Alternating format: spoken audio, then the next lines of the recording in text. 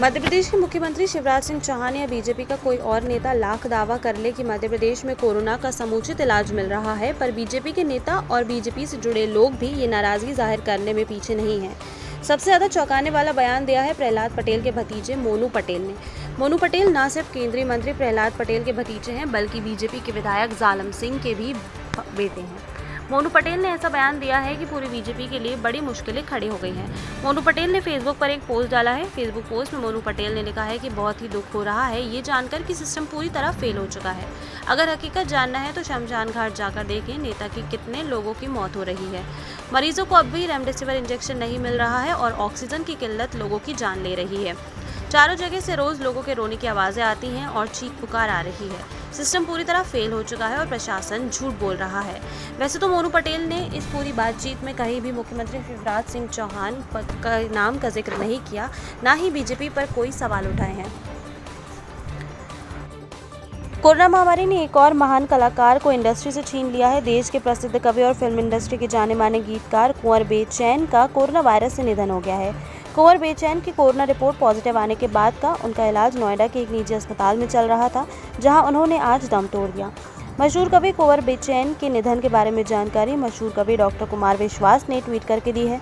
कुमार विश्वास ने अपने ट्वीट में लिखा है कि कोरोना महामारी से चल रही देश की जंग में एक और दुखद समाचार मिला।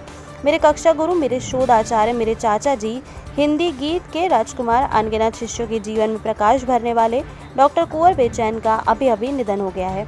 कोरोना ने मेरे मन का एक और कोना मार दिया। कोरोना महामारी की चपेट में कई दिग्गज नेताओं के आने के बाद अब राजस्थान के मुख्यमंत्री भी इस महामारी की चपेट में आ गए हैं। जी हां, राजस्थान में बढ़ते कोरोना के कहर के बीच अब राज्य के मुखिया अशोक गहलोत भी इस महामारी की चपेट में आ गए हैं।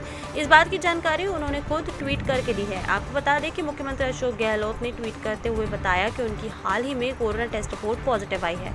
अशोक गहलोत ने ट्वीट कर कहा कि कोरोना टेस्ट करवाने पर आज मेरी रिपोर्ट भी पॉजिटिव आई है।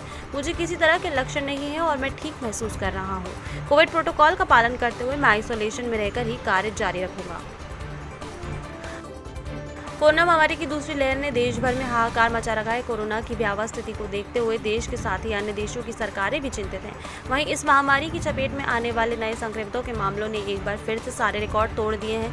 केंद्रीय स्वास्थ्य मंत्रालय द्वारा कोरोना महामारी के रोजाना मिलने वाले नए संक्रमितों के आंकड़ों को जारी किया जाता है, जहां हाल ही में जारी किए गए आंकड़ों के अनुसार देश में बीते दिन 3.79 लाख नए मामले सामने आए हैं, जो अब तक का सर्वाधिक आंकड़ा बन गया है। इसके साथ ही इस महामारी ने एक दिन में करीब 3,645 लोगों की जिंदगी को छीन लिया है।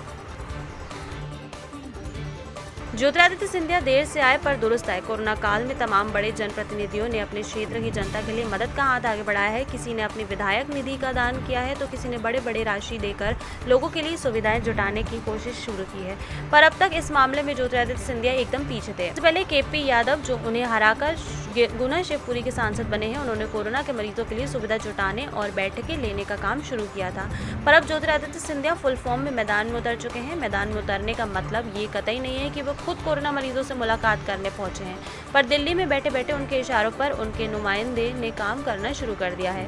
इतना ही नहीं, सिंधिया ने पहल करते हुए कई जगह आइसोलेशन सेंटर बनवाने भी शुरू कर दिए हैं। अलग ही अंदाज में सिंधिया गुना शिवपुरी के लोगों को मदद करने के लिए आगे आए हैं। हाल ही में एक युवक को कोरोना वायरस हुआ, पर वो जरूरी चीजें जुटा पाने में नाकाम साबित हो रहा था। सिंधिया ने खुद उसे फोन किया और उसके लिए जरूरत का सामान मुहैया कराया। इसके अलावा ज्योतिरादित्य सिंधिया ने गुना शिवपुरी में 100 बेड के सेंटर भी तैयार किए हैं, जहां पर कोविड-19 के मरीज एडमिट होकर आइसोलेशन में रह सकते हैं। यहाँ उन्हें 2 वक्त का भोजन और कोरोना से जुड़ा पूरा इलाज भी दिया जा रहा है। सिर्फ इतना ही नहीं, इन सब के अलावा ट्विटर पर धन्यवाद के पोस्ट की झड़ी लगी हुई है। ऐसे लोग जिन्हें सिंधिया मदद पहुंचा रहे हैं, वे लोग ट्विटर पर धन्यवाद ज्ञापित भी कर रहे हैं। ज्योतिरादित्य सिंधिया अब एक बार फिर ये साबित करने की कोशिश में जुटे हैं कि गुना शिवपुरी के असली हमदर्द वही हैं। जिस कोविड वार्ड में लोग जिंदगी और मौत के लिए जंग लड़ रहे हैं, जिस कोविड वार्ड में जहां गंभीर मरीजों की कराहट डर है, जागो राखे सैया मार सके ना कोई, ऐसा ही दृश्य विदिशा के मेडिकल कॉलेज के कोविड वार्ड में सामने आया है। ये वो तस्वीरें हैं जो हमें सिखाती हैं कि हिम्मत ना हारने वाला कभी नहीं हारता।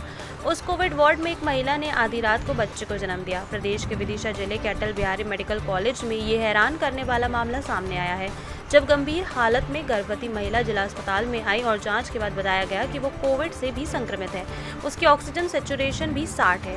तत्काल वेंटिलेटर की जरूरत पड़ सकती है। पॉजिटिव आने के बाद मेडिकल कॉलेज भेजा गया था। गर्भवती महिला को इन विषम परिस्थितियों में एक ऐसे कठिन का आना बहुत चुनौतीपूर्ण था, पर इसको पूरी गंभीरता से लेते हुए डॉक्टरों की टीम ने हिम्मत के साथ आसानी से पूरे केस को अंजाम तक पहुंचाया और काफ़ी मेहनत की। मेडिकल कॉलेज पर कोविड-19 वार्ड में भर्ती कराया गया, जहां रात 1 बजे करीब के बाद गंभीर कोरोना से संक्रमित महिला का सामान्य प्रसव कराया गया।